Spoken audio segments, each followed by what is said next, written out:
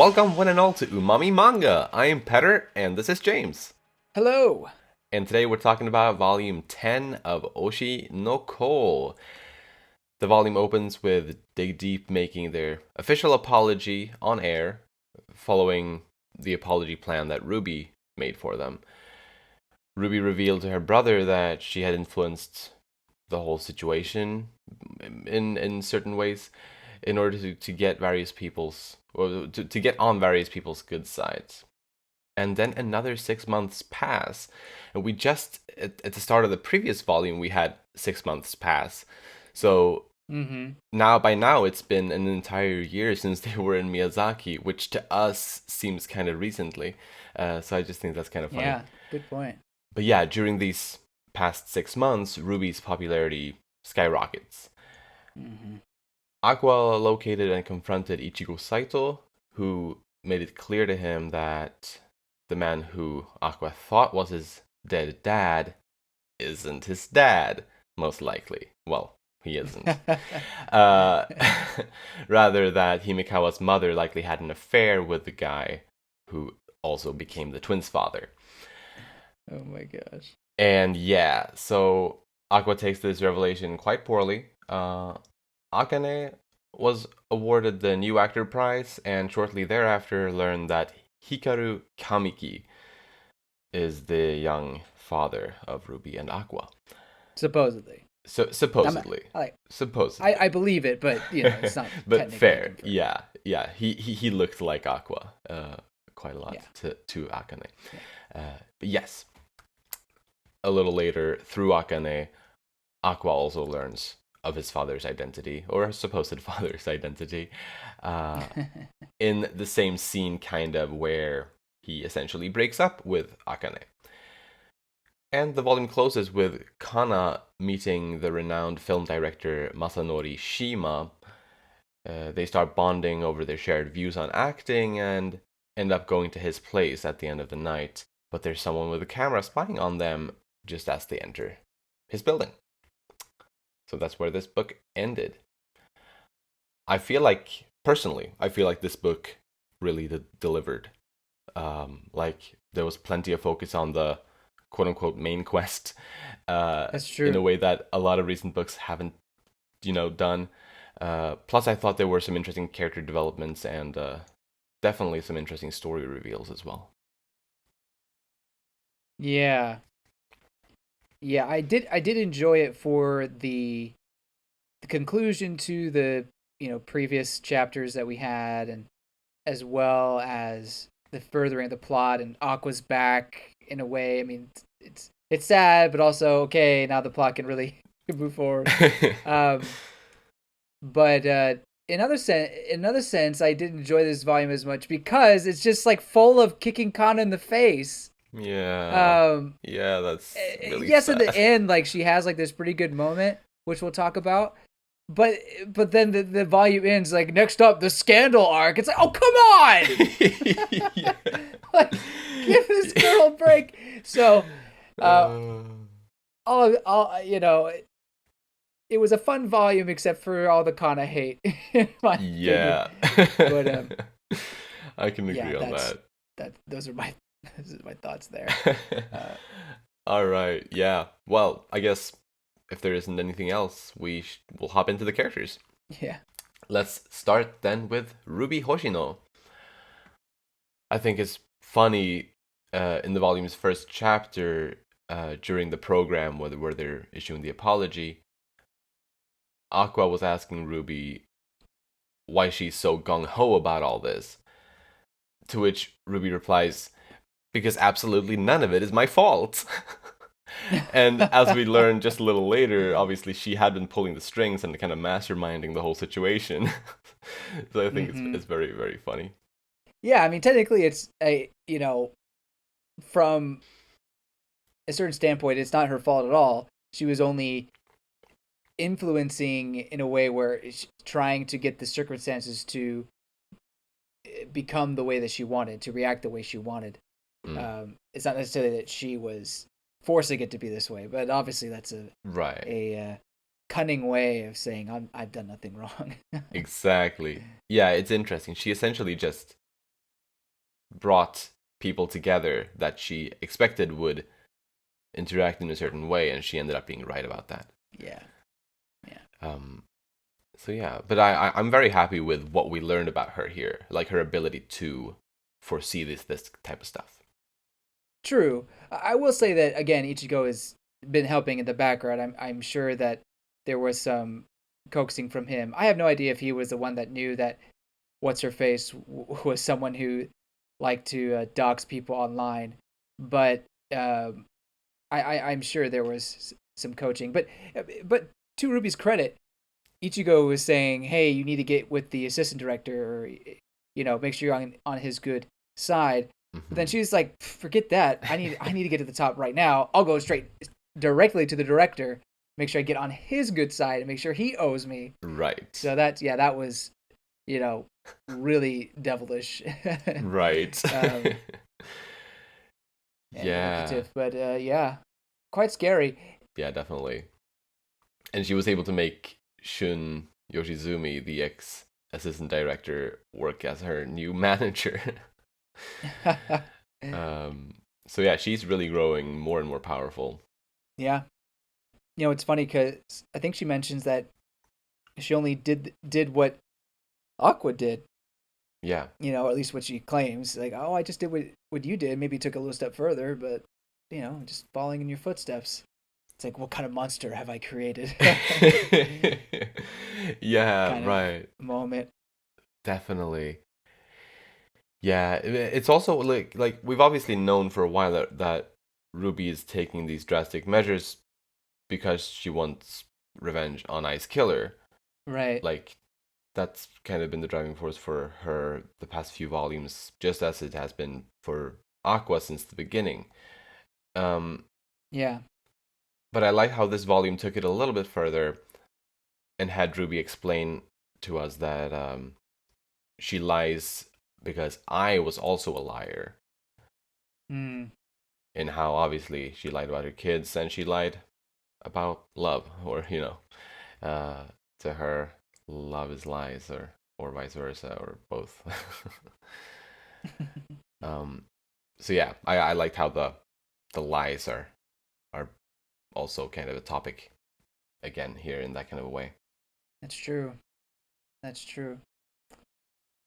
Um, Maybe this is more of an Aqua thing, but I wanted to mention here anyway.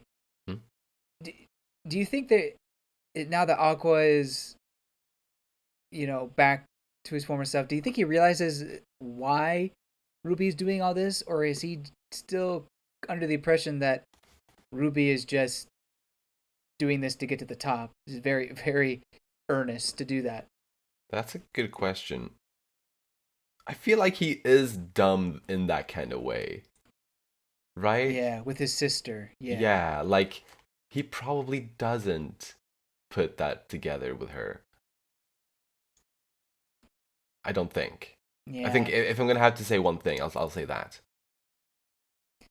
I think that's fair because if he didn't figure it out after confronting her with this whole case uh, and her confessing to it all, then Hmm. I don't know if he's ever good. I mean, to be fair, I guess he was under the impression that the dad was dead, so why would he suspect that? But I don't True. know. I feel like as soon as you realize dad's not dead, that would be one of the the things that goes off in your head. It's like, oh, that explains why Ruby is doing all this. Yeah, Um, but maybe not. Maybe it's not as obvious as I think, just because I'm the reader and I could see more of the story from a different perspective. But that's fair. um, still, I agree with you that I don't think he realizes quite yet. But anyway, just wanted to ask that question Yeah, no, since we were talking about Ruby. it was a good question to ask. A little later in the volume, Ruby decided to invite Shun Yoshizumi's sister Mimi to join Bikomachi, uh, Yeah. even though Mimi was receiving some pretty negative feedback online at the moment.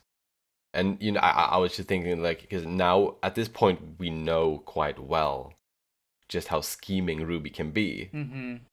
Good point. So I bet there's something, she has something up her sleeve with this invitation, right? and maybe this is speculation, predictions theory, but I guess I'll ask you the question anyway. Do you think there's Sure. something to this? Yeah, maybe it's to get Shun more in her debt, even more so than forcing him to change jobs. Um, but that could be one thing. Um, that's fair. yeah, That's fair. I don't know. I mean, who knows if the story goes like, oh, we took her in to Bikomachi and I was the humble saint that offered it to her. Maybe that would raise people's image of her. I don't know. Ah, Um, yeah, that's a good idea I too. just don't see any other reason to be using her, particularly since she's not a bigger idol at this point than Ruby. Right. So, or even Kana. I wouldn't say that. I mean, maybe she has a good amount of followers online, but I think Kana overall is probably more famous. So I don't know. I don't see necessarily the stardom factor to it. Uh, Precisely. so It's yeah. weird. She's Mhm. lesser known and she is currently, getting some bad press. So it's like it seems Yeah. like a bad move, like generally, but there's probably something positive that Ruby will gain from it. One thought I had, although I wasn't able to get anywhere specific with this thought, but like it was a beginning of a thought, uh, that somehow Ruby's reason for doing it is tied to the fact that Mimi and Kana have a similar kind of persona, Mhm. since that was pointed out. Mhm. Obviously, that's bad for Kana, but could Mhm. it be beneficial for Ruby somehow? I'm not sure. Well, what I was just thinking is that what if hinting at this and saying it out loud so that Kana could hear is almost kind of a push for Kana to get her to maybe recommit to be Komachi and get these gears rolling. I don't know if she knew this whole, I guess, potential scandal arc. I don't know what's. I don't know. I don't know. We'll talk about it later. But I don't know Hmm. if she knew what's going to happen right now. Is it was part of her plan, but maybe hinting that they should bring someone like Kana in um, was her trying to either push Kana in away for I don't know why, or maybe more likely encourage Kana or motivate Kana to get more into it and be a star that she can be more so than she has in the past. And she's kind of been, in the dust, of course. So I don't know. Maybe that Hmm. this is important for her to make sure B Komachi doesn't die and that they can get to the dome. But I don't know. Right. That's yeah. Precisely because whatever it is, it's somehow tied to like it's a selfish thing ultimately. I'm sure. Right. It has to be selfish. Right. Yeah, Right. yeah. Well, and she reiterates, although I think it's to people, but I think it's true that she wants to perform in the dome like that because that was Ai's dream. And yes, she wants to find the killer, but I also think she wants to perform in the dome that to also stick it to her father in a way. Yeah. Do the thing that her father prevented Ai from ever doing. Right. Um, yeah. So yeah, if B Komachi needs to be there to do that, and I don't know if that's in her mind that she needs B Komachi as a group to do that. But when I was about to perform in the dome, was it just her or was it B Komachi as a group? Ooh, I don't remember that off the top of my head. If she had like started a sing like a solo career by Uh that huh. point, I'm not sure. It's definitely possible based on her fame at the Yeah, time. she did get really popular. Yeah. But I feel you know what I feel like she had still been a part of B Komachi. Well, maybe I shouldn't be saying anything unless uh, without looking it up. But regardless, or I guess my point of bringing that up is if she was still part of B Komachi and they were going to perform in the dome, maybe she just wants to make sure that all of B Komachi can get to the dome and not just her. Oh yeah. I don't know. Yeah. Yeah, right. That's fair. Anyway, interesting, very interesting thought. I actually didn't think too much about why she was saying that, or Mm. why she was suggesting that, other than just, I guess, being overly friendly to Shun. But Ah, um, I have no, yeah, it does make sense that there would be some ulterior motives to that. right. I think so. But yeah, do we have anything else on Ruby? I can't remember if we mentioned this in the synopsis, but she won the new Star Prize, so she's really up and coming. Oh yeah, that's right. Really, I mean, that's part of her skyrocketing career, really. For sure. And yeah, that's it. All right. Then next let's talk about Aquamarine Hoshino. So after he understands that Ice Killer likely isn't dead, he kind of spiraled out of control for a bit. Oh Uh, yeah, spiraling, yeah, spiraling, he spiraling. he reached out to Akane though for advice, which initially I felt was like, wow, Aqua, that's great of you to do that. But then I don't know, it didn't really feel like he was necessarily ready for that kind of cooperation with her or whatever. Like I feel like no matter what she would have said, it wouldn't have really influenced him. Hmm. So I'm not sure. I think he tried to do something good, like tried to confide in someone, but I don't think really whatever had happened, I don't think he would have taken it to heart, if that makes sense. Yeah, I agree. I think he was trying to grasp at the life he had chosen to lead after, you know, thinking his father was dead. Hmm. He was trying to grasp at that life that he always wanted for himself. But no matter what he did, he couldn't let himself do that. His demons got the best of him. So I don't necessarily think it was, in vain of him to do so. No, Uh, no. I do think it was almost a cry for help. Hmm. Um, but it's just unfortunately when you have an obsession like that, I guess you just can't get away from it. Yeah, But yeah, I mean, I think there is genuine, obviously, care for Akane and yeah. probably some love there as well. But uh, yeah, I just don't think it was enough to hold him back. Precisely. Though he had been spying on Akane ever since shortly after the dating show. I'm assuming he probably wasn't Not really active, that surprised. like right. No, it wasn't too surprising. uh, but yeah, he probably wasn't like actively surveilling her during these recent happy days or whatever you want to call them. Yeah. But since he still had access to doing it, I guess he went back to doing it right after he right after his world was flipped back upside down. So was it just a GPS, or was it actually like did he have intercom? Like, could he hear conversations as well? Right. Initially, I thought it was like some kind of microphone thing in there, but on my second read, I got more of the vibe that it was just a GPS, and he made all of his Yeah, same. conclusions based on where she was walking, how she was walking, uh, which seems like a stretch, but I guess I shouldn't put it past Aqua. I guess not. uh, Um, how did he get the name, the Kamiki name? Did I because did I guess did his Akane say address. that? Maybe he if Oh, he knew he figured out based on the direction she was walking that she was on her way to the address of that guy. I guess I don't know. it's definitely a stretch.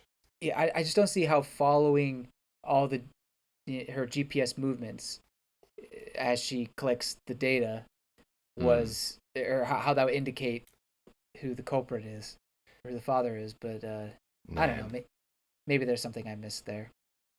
yeah, I don't know. He admits that Akane saves him little by little, Yeah. and I think that was genuine Mm, to say that. But yeah, it's just old habits die hard. I don't know. Yeah. Part of me is happy that Aqua has had this peace, even though it was, short lived. The other side of me is like, all right, now we can get through get through the story, or we can go back to, actually figure out who the killer is and things like that. Right. But yeah, I don't know. It's hard for me to say I'm happy that this guy is back, but I guess I am. And that's fair. I'm glad that it seems like they've finally broken up. Like Aqua told Akane that he doesn't want anything to do with her from here on out. And Yeah. I feel like like that's a good thing because honestly, their relationship was not that good. Like it was Yeah, it really wasn't pretty going anywhere. pretty toxic also, like on some levels, especially from his side obviously. Or I mean only from his side, but still, like I don't feel like it was a healthy relationship, given Aqua's the obsessions that he's been having. Sure, he didn't have those obsessions for a moment recently, but yeah, still I think they're better off not dating, at least right now. Yeah. Well, I mean, I feel like they're better off dating never, but that's just me. Well, I know. And I actually have some thoughts on Akane that I'll give in a sec, but I agree. I'm glad they've broken up, and especially for Akane, mm. for her well-being. But yeah, Aqua's just not a good boyfriend. Even when he was on the mend, she had patience, yes, but he's just too much of an edgelord, man. Or I don't know, maybe not an edgelord, but he's just no, I think he is. It's like how's your day? Okay. Oh, that's great. Here's my day. Yeah, do you want to go eat something? I don't know. Yeah. It's he's just not giving anything really, Right, But definitely.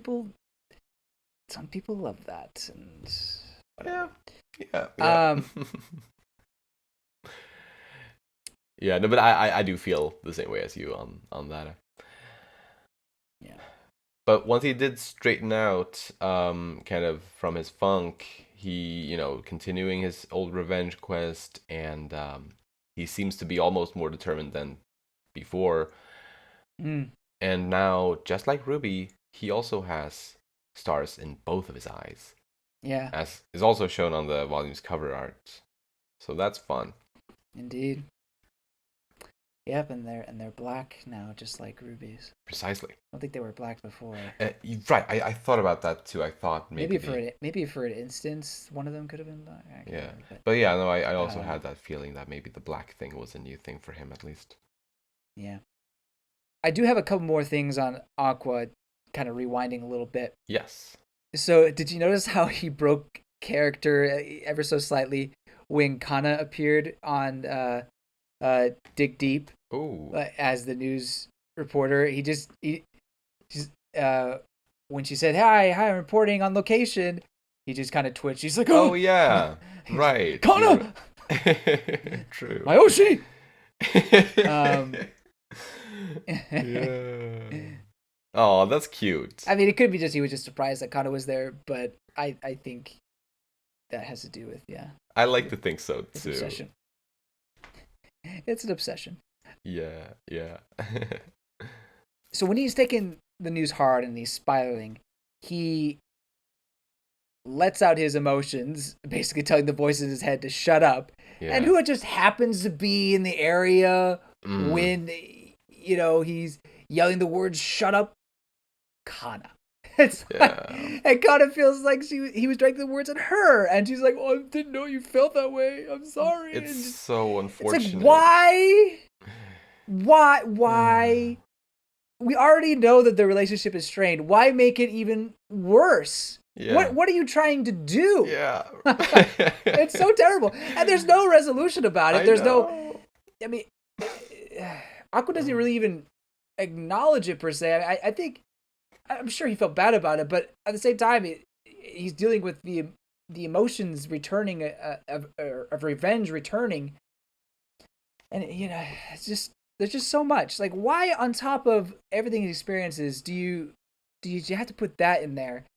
It may kind of just feel worse. I curse you, Akasaka. Curse you. This is not enjoyable. That wasn't, at least. Yeah. I know some drama is good, but that's just like, I don't know, masochistic or whatever you want to call it. Almost, yeah. Yeah, it's like, yeah, it's really bad. I guess Akasaka just loves to have a girl in his stories that's just suffering. I guess in that way, Kana is the new Maki. True. True. Oh, that's a good point. He's like, well, everybody loves Maki. Like, yeah. Right. Surely we're with Kana. Yeah, I'm not really enjoying the suffering, surprisingly. Yeah, right. And I'm not, like, I was loving it for Maki. Well, I was sad for her, but Well, yes. in Sad. Kaguya-sama Love is War, that is just in case anybody doesn't know what Yes. we're talking about.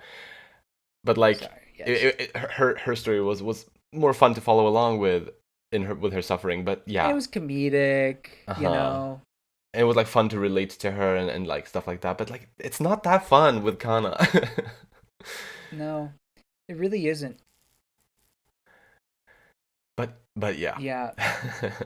Anyway, we could go on with the comparisons, but maybe that'd be for another day. But yeah, so that made me really upset about Aqua, but also just Akasaka himself putting that random interaction in there, unneeded in my opinion. But that's all I have on Aqua. I just have one last thing on him actually. Okay. Now that he's back with his revenge stuff, he seems to have a plan to cause Hikaru Kamiki as much pain as possible. You're right. Like, that's kind of the last thing we see of him in this book, is him kind of with those types of thoughts. And I'm very intrigued to learn what that plan is, because he seems to already have the plan in mind. Something to cause pain to Kamiki. And I don't know, it doesn't sound like it's just straight up stabby stab. Like, it sounds like No. it's something more elaborate than that. Right. Like almost ruin his career, embarrass him, something along those lines. Right, maybe torture, I don't know. Of some kind, well, perhaps. I guess. Of some I feel kind. like it would have to be more, public torturing, Yeah. Not so much, I'm going to take him to my dungeon and, slowly peel off his fingernails kind of a thing. Right. Although, I don't know. I think Akane would be the one to do that. But I think Aqua would want to make it public and humiliate him and make him pay in that sense. That's my thinking. Yeah, maybe using social media or the entertainment industry in a way. Absolutely. I think it would be kind of a waste if we're so gung-ho about getting to the top of the industry and then we don't really use that in the end game of the revenge. Precisely. Could be a bit of a waste. But yeah, I'm just very excited to see what exactly that's going to end up being. Yeah, I agree. Well, then, let's talk next about Akane Kurokawa. So yeah, after she won her acting prize and she received flowers from a bunch of people, one of whom was Hikaru Kamiki, she started digging into him out of curiosity, and she understood the white roses. The white roses, exactly. And I had to go back to the first volume just to double check, like, was it really white roses back then as well? And yeah, obviously it was. Yeah. So that's kind of fun. And yeah, she understood that he was the father of the twins. So I'm glad that she got to do this detective work finally, that she was kind of set up to do very long ago. Yeah. So now that's been done. This is also a thing that kind of both she and Aqua are kind of thinking about, although separately, about Kamiki having been so young at the time, that may make it so that it'll be hard to punish his criminal acts from like a law perspective. So obviously Akane decided to deal with it herself. Yeah. Although it was just self-defense. It was self-defense. Yeah, She was gonna actually stab him, supposedly. supposedly. No, honestly, here's my opinions. I think this girl's a psychopath. I really do. I Oh. think I I think on the surface and in any other sort of I guess activity or really it's only with Aqua that she becomes this psychopath. And it's kind of like yandere vibes in a way, except it's not necessarily that she'd hurt Aqua. She'd hurt anybody that's gonna harm Aqua or cause Aqua any pain. Um, and I think because she'd go to any length, even follow him to hell. I think that kind of makes her a psychopath. And I've always kind of had this feeling, but I've never gone as far as to call her that. But after this volume, like, the fact that she was going to go to the guy's place and potentially stab him is just wild. Yeah. And I mean, it yeah, is wild. bit, I agree that it is a big wild. psychotic. I don't know if I can go that far to call it that personally, Yeah, but but but that's I mean, yeah. it's just when it deals with Aqua. That's the only time. Yeah. So that those are the vibes I'm picking up for Akane, and for that reason, I am very happy that they split up because it's just not healthy for her. You That's know, fair, yeah. I hope she's able to stop, I guess, obsessing Mm. over him and his situation. And yes, I get she was in love with him, that of course, but it's just not healthy for her to worry about him and go so far for him, like she says she would, and seems like she was going to. Right. And I definitely see what you're saying. At the same time though, there was something in this volume that I really appreciated from her regarding their relationship was how she was kind of expressing some pretty clear boundaries between the two of them being like they are separate people. They are not the same people just because they're dating. That's And true. like those types of stuff that she was expressing on at least two different occasions in this volume. I thought that that seemed very healthy and and yeah, she was obviously like violated, like her privacy and her trust for Aqua was violated with him having had Mm-hmm. the GPS thing or whatever it was planted on her, Mm-hmm. and she had every right to be upset. Well, it wasn't really even that. Like it at first seemed like she was upset about that, but I believe like here. Let me turn to that. So yeah, if you it's like had known in these situations, if you had asked me, I would have worn hundreds of these for you. It's like Right. Yeah, yeah, no, but that's not what a rational person would say. no, well, I think it well because it's about the privacy and the trust. Like if she had been aware of it, it would have been fine. But since he didn't ask, since he didn't inform her of it, it's not okay. And I think that's reasonable. Well, and then he calls her out for saying, "Oh, that's a lie. You would have made it so uh you would have pretended you were going somewhere doing something else or going somewhere else or something like that." So I Uh, don't know. Like right. I do agree with you that she does have the healthy image of them being two separate individuals, absolutely. But I think it's also that she wants them or she wants Aqua to trust in her and just leave everything to her. She be the one to protect him. Don't do anything. I will protect you. And I don't know. I just there's some unhealthy tendencies even among the good relationship, like healthy relationship stuff. Mm, You know what I mean? right. And I'm not saying Aqua is, the perfect boyfriend. I mean, I literally was just hazing him just a couple minutes ago. But, I don't think Akane is necessarily the perfect girlfriend either. Well, I don't know. It's also hard for me to completely blame her, though, even though, yes, I did call her a psychopath when it comes to Aqua, because I think Aqua was kind of the one to, or kind of, he was the one to manipulate her and almost influence her in this way. Maybe he didn't, and I don't think he did. It influenced the whole, you know, suicide stuff. But No. he definitely ended up manipulating that situation to benefit him and make her so clingy towards him. So yeah, I can't really blame her for having these feelings and maybe being a bit possessive of Aqua, or however you want to put it. Protective, at least. Protective, yeah, that's probably the best way to put it.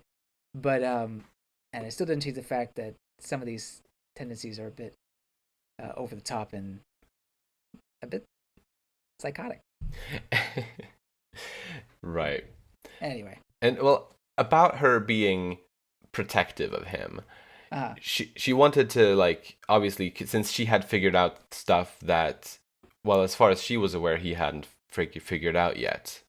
Although I think at that time he had learned about it from Ichigo, but like the stuff about his father, like she figured that stuff out pretty quickly, and she wanted to save Aqua the pain, and she wanted to spare him from the yeah, truth, and right. to take on the burden herself.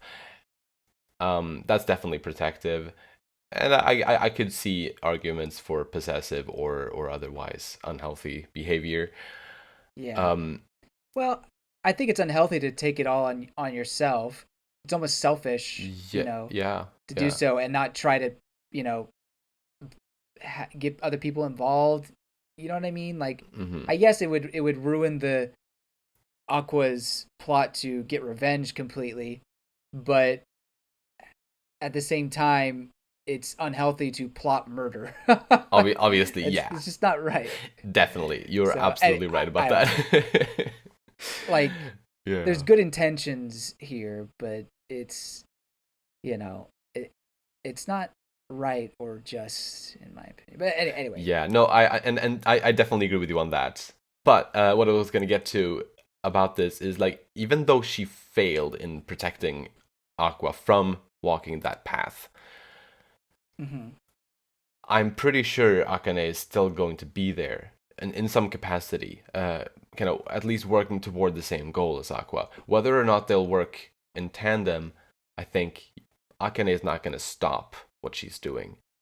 I think she's still in some way going to try to bring justice to, well, to these twins or whatever. And I think it's especially now that in this volume, she felt like she could hear Ai's emotions whispering inside of her. And oh my obviously gosh, she has yeah, I guess that could I was gonna bring that line. I hated that line. It was well, so stupid. I kind of like it in some ways, because we've for a long time, or at least a long time ago by now, she kind of impersonated Ai, and she learned how to do that very well, to the point where she even figured out that she had some kind of secret related to kids and whatnot. So we know that, and regardless of how realistic you think this is, I had an issue with that then. I had an issue with this now. I know, I know. Regardless of the realism of that, it's a fact for this story that she understands Ai very well based on her observation skills. And I think for it to continue to lead into this, well, into her feeling like it's almost personal to her, the murder and all. Like, I feel like it kind of makes sense given what we've been given, that Akane, it's not, maybe not as personal, but it's gotten personal for her too, based on how she has understood Ai's emotions and all. Hmm.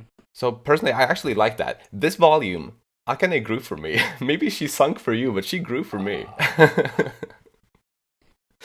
I hmm.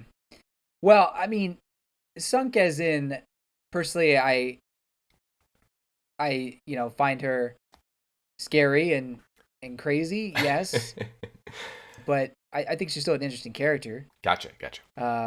So Yeah. I still like her. Um, but no, I think I just think that whole because I acted like I understand her. I was like, what?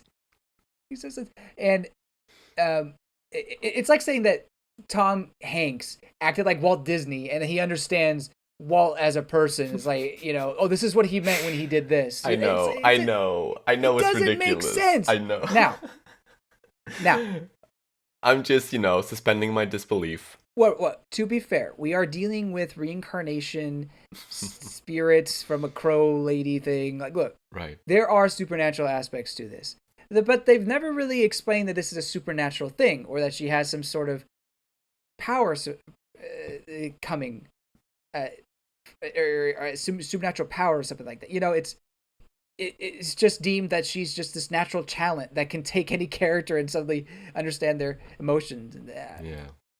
So that's where I get caught up in it. But again, it is a story that has some supernatural tendencies. So uh, whatever. And at the end of the day, it's not that big of a deal.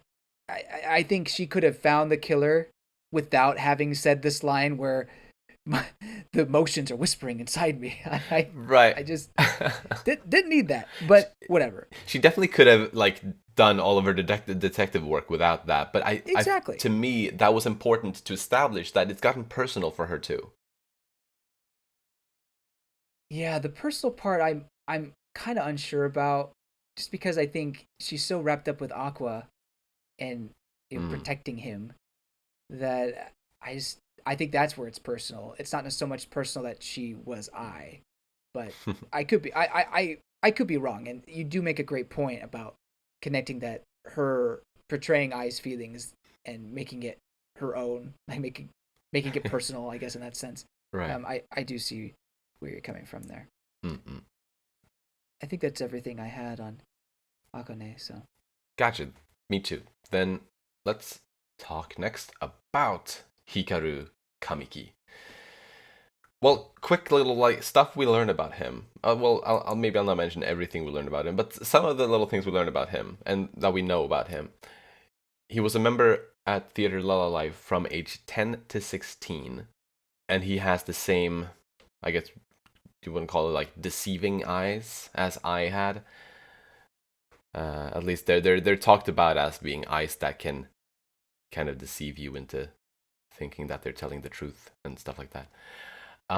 apparently they had the same acting style as well. I guess because they Precisely. were just probably I learned acting by watching him. I would assume, or have Right. this, or maybe they have the same, instructors. Yeah. Although the implication did seem to be that she learned from him. Yeah, Although to be fair, that was just speculation from someone talking about it, or from Akane, right? Um, I think it was Akane. Yeah. yeah. But yeah, this guy anyway, he launched his own agency called Kamiki Production. He likes to wear suits. And his birthday is July 27th, so that's coming up pretty soon. uh, and yeah, he was 15 when he made I pregnant. And he was only 11 when he made Himikawa's mom pregnant. Oh my gosh! This man was a menace. It's so crazy. What the grooming? And it obviously makes me wonder about like what were the circumstances about that? Like how? Yeah, we have to learn more about this because Uh-huh. I mean it. If it just if he just shows up and he's like, I've always been this way. I've always been the master Rizzler. Even from the age of 3, I've been able to woo women. It's like, Yeah. what?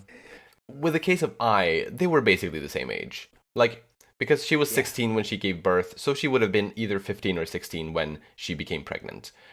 Um yeah. so like it's not too strange there. I mean, they're young for sure. They're too young, but still makes sense. But when he Yeah. was 11, I guess we don't know the age of Himikawa's mom, but she was married at least, right? They were She was husband and married. wife. Mm-hmm. I'm pretty sure. Mm-hmm. So she was definitely an adult.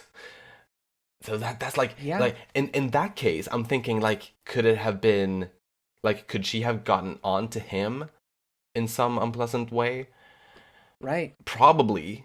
Yeah, that I think that's got to be the twist, right? Is that instance, or I don't know, who knows about how many instances even before that. Poor guy. Well, yeah, I don't, sorry, it's hard for me to say poor guy when he must be a murderer, but um, it must have been traumatizing for him to be groomed and sexually manipulated like that. Of course. Um, Of course. and maybe that is what I assume would have turned him into the person he became. And I can't remember who was it. Akane who was saying that that's how the industry used to be or something, or Yeah, not like used to be, but we're right. Like something like about back then, it used to be rougher in those types of ways. yeah, So it's really unfortunate, really tragic, obviously. yeah. So yeah, I hope we find out the truth there. Not because I want to know the details, but more so that um, I just want to learn more about this character. Uh, because for a while, I think we were even joking, or well, not joking. We were perplexed because we were basically on top of the answer that it had to been a middle schooler, Uh-huh. or that the father had to been a middle schooler. But there's no way that was the case, right? We were kind of tiptoeing around it. Uh-huh. But that indeed was the truth. Hmm. Um, and it's so crazy. You know, Akane, I think was it last volume where she says that Aqua is missing a crucial aspect, or was it I previous yeah, I volume? think it was the most recent one, like the volume 9, I believe. Oh, okay, and that he was missing the blatant uh, contradicting evidence or whatever. Hmm. In that, or what could have been that thing that Aqua was overlooking, but Akane didn't. Was it the death time of Himikawa's mother and not real father? I don't know. Or did she know something about like the middle school age stuff? Like I don't know. I have no Yeah. idea. That's the one thing I think it could be. Yeah, it could be like my spontaneous thought, because I also thought back to that, was that maybe she was thinking that the possibility of Himikawa's mom having had an affair existed as a possibility. So Yeah, one yeah, yeah. shouldn't automatically assume that it was the husband that was the father, I guess. Right, right. So it could have been that, but yeah, it's hard to say exactly. I agree that it could be that one totally. That one or the time of Himekawa's death. Right. Yeah. Oh gosh, this character Mm-hmm. is pretty wild. Yeah. I wanna see him up close now. This suit wearing fiend. We've been teased a while. Wasn't This isn't the first time that we've seen him, right? Like we actually saw him at the at Aya's grave, right? Yes, we saw him briefly Like there, Ruby passed him. like 2 volumes ago or Yeah, something like that. 1 or 2 volumes ago, I think. yeah. Mm. So we're getting teased pretty hard here. Yeah. But yeah, is that all on him? I can't stop thinking about the fact that he's 11-year-old that fathered a child. That's just so Mm. disturbing on so many Yeah. levels. Yeah. Well, let's hop on to Kana Arima. So yeah, as we were kind of already discussing, this poor girl happened to run into Aqua during his lowest dip, and yeah, she just can't seem to catch a break. She deserves so much better. So She much better. she really It, does. and it's like, why can't her career take off at the same time that Aqua or Ruby's career is going? I don't know. I mean, it's just with how the story is going, so I get it, Uh-huh. but it does seem like it's just kicking Kana while she's down Yeah. multiple times. Totally. Akane is having a great career. Ruby is skyrocketing, and it's just Yeah. you just feel bad for her. Really. And on top of that, she also is now kind of feeling like she's just Ruby's accessory in the idol group, Yeah, which obviously is not helping the situation. And with the possibility of Mimi joining, which would potentially diminish Kana's role in the group. yeah. But she got to meet the famous director Masanori Shima, who seems to have of the same views on acting or on the acting world as Kana herself does. So that was fun to see them kind of bonding a bit. Yeah. Like, I can't really get a good read on this guy. Same. Because he seems to be saying the right things and it seems to be hitting it off in a, a decent way. Mm-hmm. But I don't know. It's just it's the circumstances of the meeting, and then him. Well, and the icing on all of this obviously is him inviting an underage girl to his place at Although night. she's not underage, It's just only you're underage for right. She's drinking. 18. Mm, You're mm. right. She's 18 now. But still, I mean, that's on the Right. border. No, no, no, no. you You're know? right. You're right. It's still not great, or potentially not great.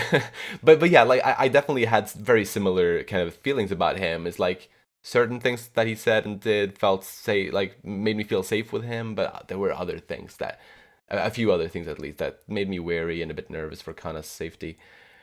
Plus at the end where she says, "What is your wife going to think when you bring it in a schoolgirl or whatever?" Mm-hmm. He said, "Oh, you don't need to worry about that." I mean, that's not very concern or disconcerting or comforting.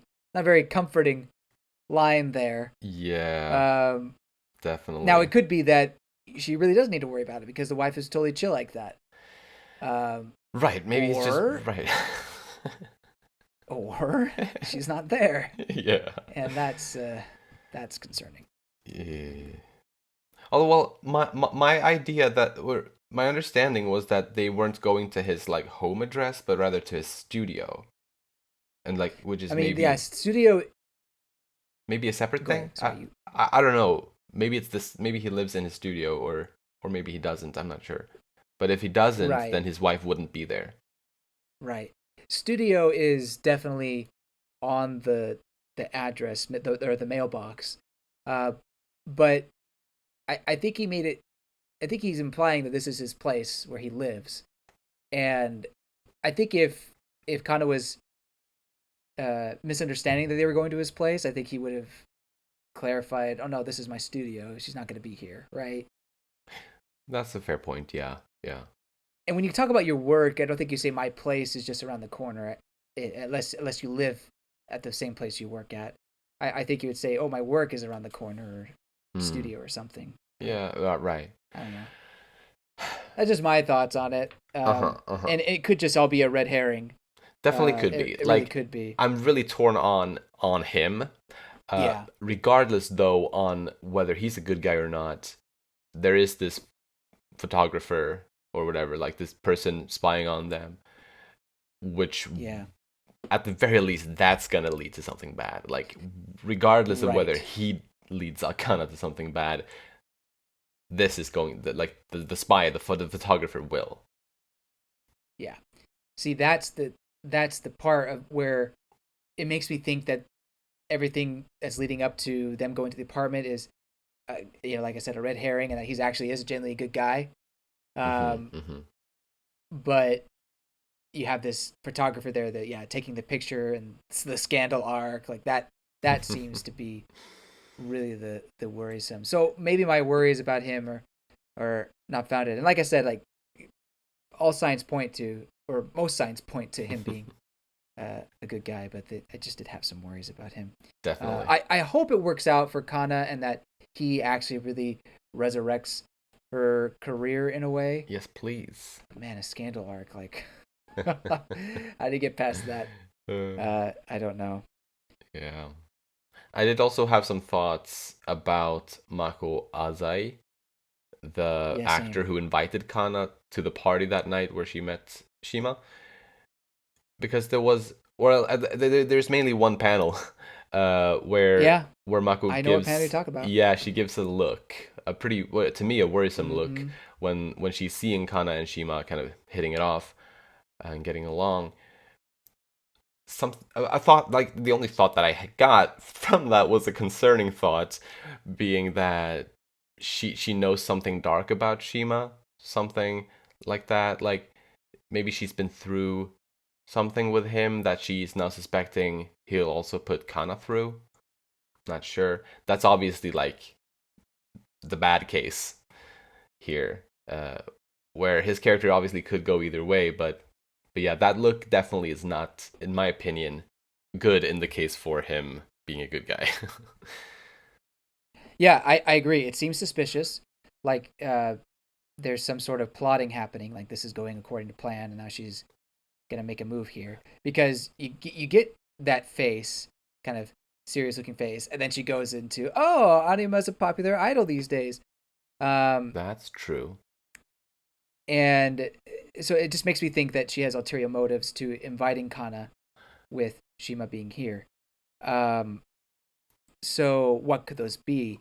Is she in cahoots with Shima, which is just just seems dirty, Yeah. very dirty. Um, is she trying to harm Kana? I don't know why. Uh, maybe she's trying to harm Shima. That could be maybe more of like a revenge. Hmm.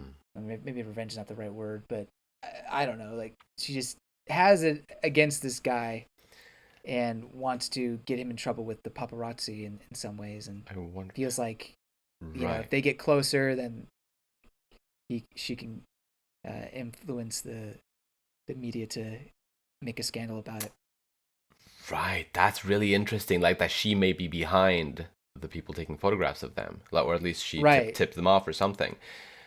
Yeah, tip him off. Yeah, yeah. Yeah. Dang. Um, Dang. because she's the one that tells obviously she's the one that tells Kana that Shima is going to be there. So Hmm.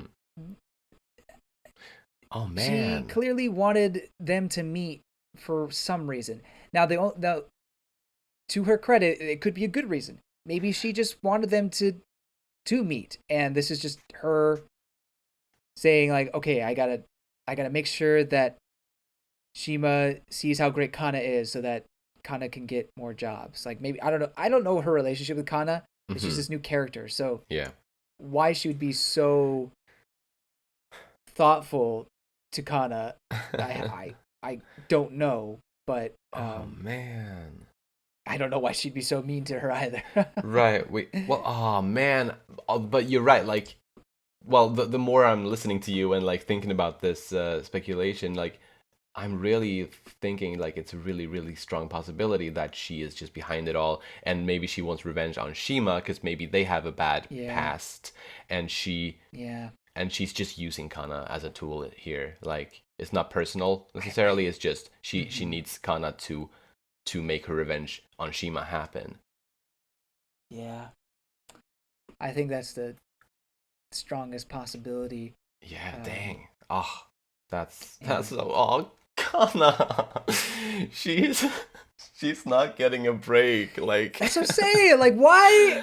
Oh Ah, man. so frustrating. Although, like, let's say that's the case, that Uh huh. Mako is like behind that thing, but that's the only thing nefarious going on. Like Shima himself is totally a good guy. Well, yeah. I do think that like this scandal could also like, or well, rather, besides the scandal, the situation could also bring something good, like a professional relationship True. between Kana and Shima. Yeah, I still have hopes that maybe he ends up being a decent guy. Mm. That said, if he is a decent guy, what is her grudge, Mako's grudge against Shima? Oh yeah. Maybe it's not so much that they had a strained relationship, you know, hopefully not an affair, but, Mm. some sort of relationship. But maybe it's more so that he refuses to cast her in anything, or, maybe he prevented her from getting a good casting gig Oh because of yeah. his not so great recommendation. I don't know. Maybe True. there's some sort of Yeah, industry reasons that could for make sense. Yeah, maybe she's just bitter somehow. yeah. Yeah, yeah. Anyway, it is quite juicy, I will say. For sure. But it's just it's, again just more plot points to really push Kana down in this second half of the story. Right. So it's really just Yeah. everything after the Tokyo Blade arc. Yeah, right. It's terrible. I'm rooting for her so much, so much. But Yeah. she definitely has a lot of bad luck right now. Yeah. I wrote down, oh, I'm not excited for this scandal arc, but actually, I kind of am, just to see where it goes, if I'm being honest. Yes. Yeah. But if it's terrible, I'll be so mad. Like, if the end of this manga is like Kana's on the streets or something like that, I don't know if I can handle that. No, don't say that. Well, yeah, no. It's gonna end up fine for her, at least at the very end, I'm sure. I'm sure. Mm, But that's all on her. yeah. Then a little bit on Mem-cho. I was sad to see her kind of self-confidence and her sense of self-worth kind of take a pretty big dip. Yeah. In that like one scene really. But then like just like the next panel, she's quickly like hiding it and like covering up behind a big smile. Yeah. And like I think that kind of encapsulates her character rather well. Like not entirely obviously, but like she is a deep character who often comes off as shallow. But ever since the beginning of her being in the story, she's been deeper than she, I guess, seems on the surface level. And I think this kind of continues that. And it also makes me feel for her, almost in a similar way as Kana, but not quite. No, I agree. I agree. She's getting the short end of the stick in some ways. I mean, yes, Bikumachi has improved and is nearing 1 million subscribers, uh, but she's still or she's just an accessory, just like Kana at this point. And Yeah. it's hard to watch someone, granted very talented, but someone who hasn't been doing it as long as you suddenly just skyrocket past you in your own field, particularly in the influencer world. It's hard. Yeah. So I agree that she's got some depth there, but unfortunately, this story doesn't really take the time to explore it very often, For sure. at least in much detail. Yeah. Well, we can also talk a bit about Ichigo Saito. We learned that he thought of Ai almost like a daughter to him, which I thought was pretty nice. Yeah. And he is also intent on murdering the guy that set Ai up to suffer. Yeah. So, did you get the feeling, or did you take away from that the reason why he's not with Ichigo Production is to take down the murderer or the father? You know, to like that's why he ran away. Like so that if he would get caught doing it, that it wouldn't be traced back to the company, or And wouldn't harm Miyako or right. anything. That makes sense. I didn't actually think of that, but I think that makes sense. Because we from the beginning of the story, I think from the first volume, well, first or second volume, whenever we really started to realize that Ichigo wasn't there anymore, I think we've always wondered like why is he out there? Surely he's not the father. Of course, we knew that, but why would he be out there and leave the company and leave Miyako like that? And I think this kind of gives a reason for that. For sure. Yeah, yeah. I think though it's probably a combination of that plus him just being so depressed after, like, especially shortly after it happened, Yeah, that he just had to like get away, get space.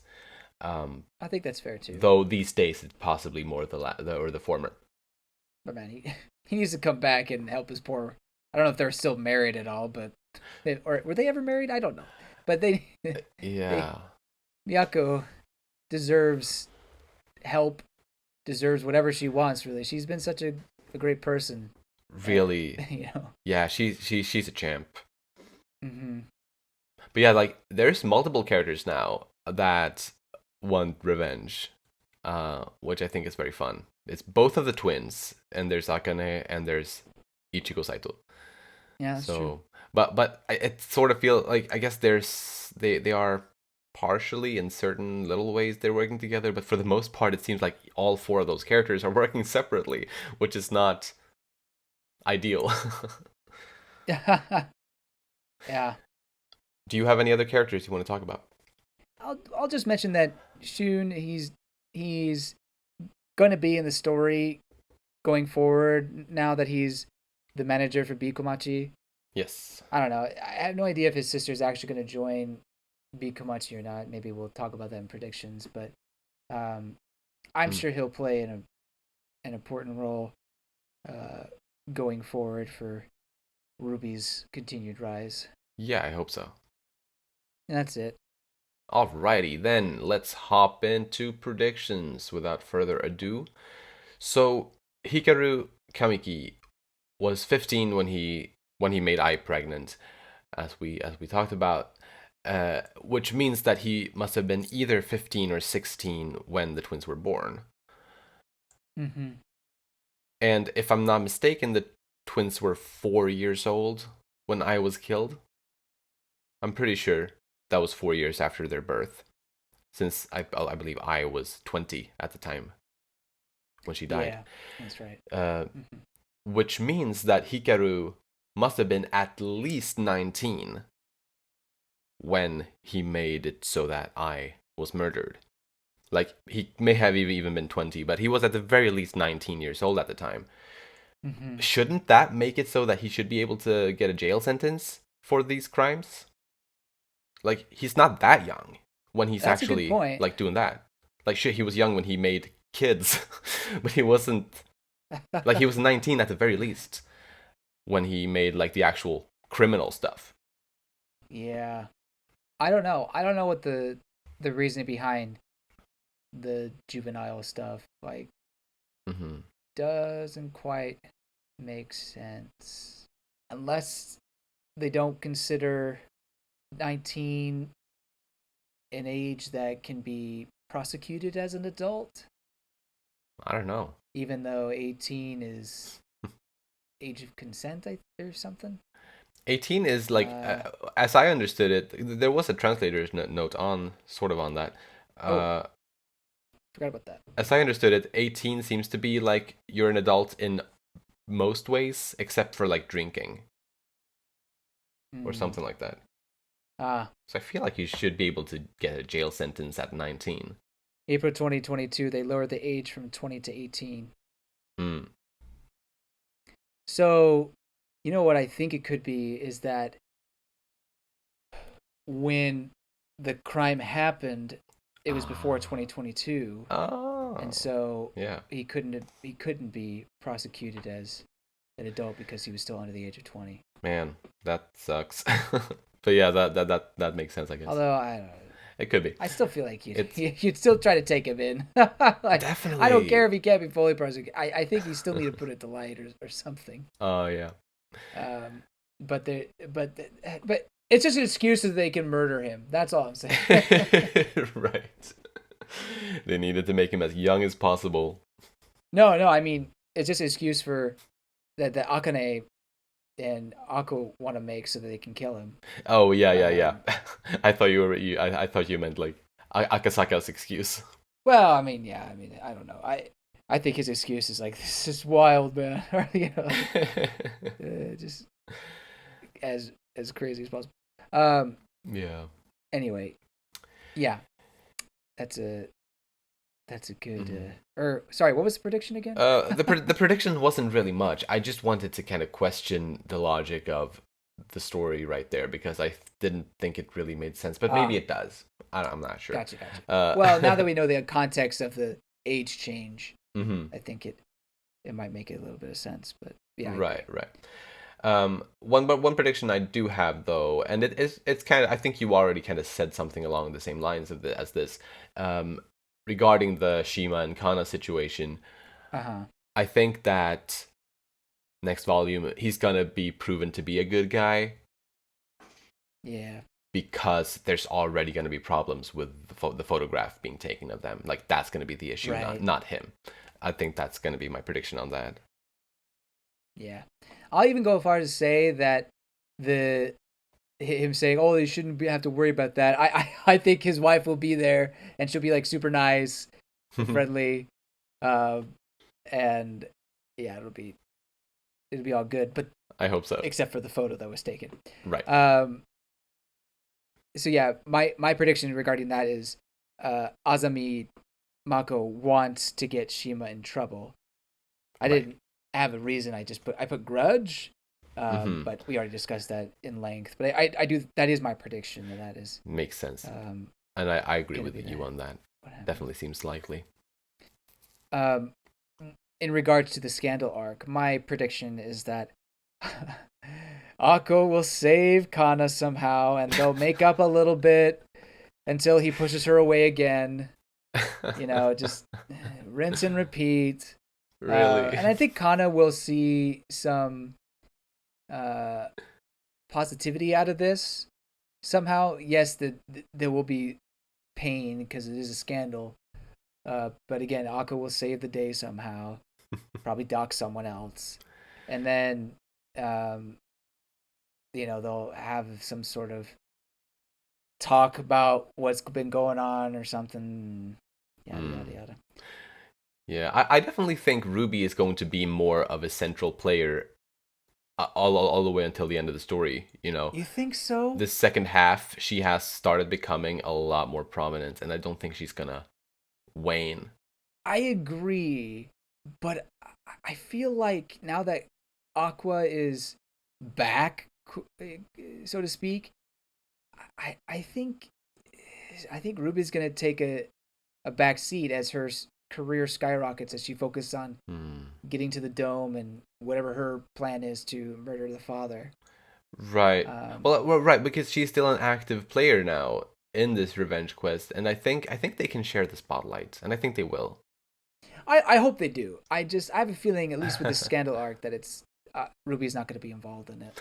Well, actually, something that Um, I had been thinking about regarding the scandal arc, it's called the scandal arc, and uh, that definitely makes sense with what's possibly in store for Kana, but it may also make sense with what's currently going on for Mimi, who will possibly join Bikomachi, because she's kind of going through a scandal right now, and I think this arc could really? potentially delve Uh, into her situation I as guess it's well. kind of a It's scandal a smaller once. scandal, but still a Yeah. scandal of sorts. So I think the arc's name Oh could. no, my wife who's actually a real life person. But Oh. well, she had been saying some stuff that weren't great and stuff. It's not just her face being revealed. It's also her being outed as having said some things that some people aren't okay with.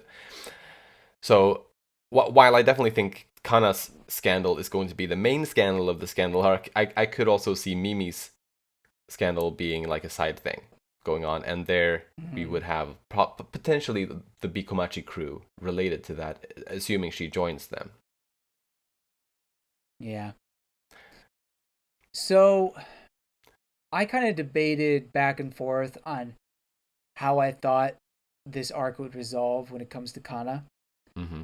And I landed on, I mean, it's literally like one side of the coin or the other, but I landed on Kana will stay with Bikomachi while also pursuing acting to make Aqua her Oshi. Like she'll double down on that, or Mm. make sure that she is Aqua's Oshi. There you go. Even though she already is, she just doesn't realize it. And because of that, I feel like Mimi won't join Bikomachi. I just feel that they won't bother adding another player because I think they're just going to keep it to three. I'm standing by that prediction we made volumes ago. Right. And I think even in the most recent or the previous volume before this one, I believe we both talked about or and agreed on that. Oh, was It, that just the previous one? I know we talked about it at least there. We may have also talked about it before that, Mm. but I know we definitely talked It about may be it just the previous in one. the previous volume, Mm. where we both agreed that yeah, it's probably going to stay with just these three. Yeah. Though I personally, I'm starting to swing a little bit toward the Mimi May Joyen side of this now that it's gotten addressed again in the So volume. that's kind of the other side of the coin that I was debating between. Mm. Um, is that I don't know if it's necessarily that because Mimi joins, Kana won't continue, or if it's because Kana decides to quit and focus on acting that Mimi ends up joining. Regardless, I that was kind of the other thing I was toying with, is that Kana quits Pikumachi, focus on acting, and then they bring in Mimi to replace her. But Yeah. I don't know. I mean, I could see that happening. I don't know.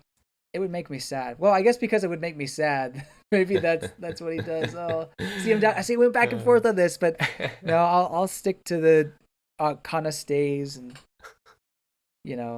tries to do both. If the plot decision is going to make James sad, then that means Akasaka will do it. That yes, at least in this story. Yeah. I really didn't feel that way with Love Is War. No, I really didn't. no. I mean, I guess there was maybe some times, but Mm-mm. most of the time it was fine. Yeah. I'm out of predictions personally. What about you? I think my last one here is that Akane will just not stop obsessing over Aqua. I know we've kind of gone back and forth on that term, but Hmm. and I think you kind of agree with this though. Still, is that she will still, try to solve this case or follow this case. And in my point of view is that she's still going to try to protect Aqua or try to be involved with Aqua in some way when it has to deal with this and following him to hell. Yeah. I just think she can't. Unfortunately, at this point, she just can't help herself. She's just too. She's too deep in it. Obsessed with it. Too Yeah. deep in it. Mm-hmm, mm-hmm. But Definitely. yeah. Yep. That's it. All right. Then who was the star of this volume to you? Well, this may come as a surprise, like truly. Uh-huh. I think it's Akane. Hey! I think she. Nice. That's what I'm saying. I think I was like, see, I surprised you. Wow. But going through the volume, I thought she did the most. She had some made some pretty aggressive choices, and I mean, she was the one who figured out who the father is supposedly. Yeah. So I think she more than deserves a star. Mm-hmm. I mean, I guess I could have given the other one I was thinking was Ruby, but Ruby kind of took a back seat a bit after the first couple of chapters. Right. Yeah. For the rest of the story, or for the rest of the volume, I should say. So I gave it to Akane. Nice. Yeah, and yeah, I'll say you and I had pretty similar mindsets there. I nearly picked Ruby, but I also picked Akane Kurokawa as my star. Because a lot of things. She got the acting award, and True. she did amazing detective work, obviously, as you were talking Yeah, about. no doubt. But also because how invested she's gotten in the main plot now, in the main quest, if you will. Plus, also like her philosophies about good relationships and I guess how she dealt with Aqua being the difficult bloke that he is. Yeah. Although I guess we'll see how that progresses. It may not be healthy in the end, but I don't know. I enjoyed the scenes with her very much, at the very least. Yeah. If Kana wasn't a character that I cared deeply for, I think I'd be rooting for her more, even with the tendencies that I was mentioning. But I do like her character, and at the end of the day, I think she does. I mean, she brings a lot to the story. I mean, we wouldn't be as far as we are in the plot as we are now without her. Yeah, right. And as I said before, like she grew on me a lot this volume. She's definitely she's becoming one of my favorite characters of this story. Kana is probably still my number one, but yeah, Akane. I used to have like almost negative opinions on her, like early on, but yeah, no, she's grown very much for me. So I'm very very happy with that. Yeah, I wonder. Well, I probably put Kana number one. I number two. I might put Akane number three. Hey, nice. I don't think I put Ruby ahead of her yet. And I definitely wouldn't put Aqua. Yeah. I've been an Aqua hater for a while. I haven't tried to really like make a list, but I definitely agree. This is my first time. Kana number one. I think I would put Ruby number two, and then I. Really? Uh-huh. What? Yeah. Ruby. Alright. These past couple of volumes, like You're right. she was my star for both of the volumes before, two volumes before this one. You're right. And she You're was right. nearly almost my star in this one as well. So, yeah, no, Ruby is. I love her. That's fair. That's fair. I mean, she's had some major growth and character development these past few volumes. So ever since the Tokyo Blade arc. So Yeah, it's awesome. And yeah, dear listeners, please let us know your favorite characters lists in the comments, or your thoughts about the volume and potential predictions if you haven't read ahead like we haven't. And yeah, if you enjoy our podcast, please share it with your friends. You'll find links to our social media in the description, and you can support us by rating our show on the podcast platforms and subscribing to our channel Umami Manga on YouTube. Thank you so much for listening, and we'll see you next time when we'll talk about Volume 11. Bye-bye! see you later.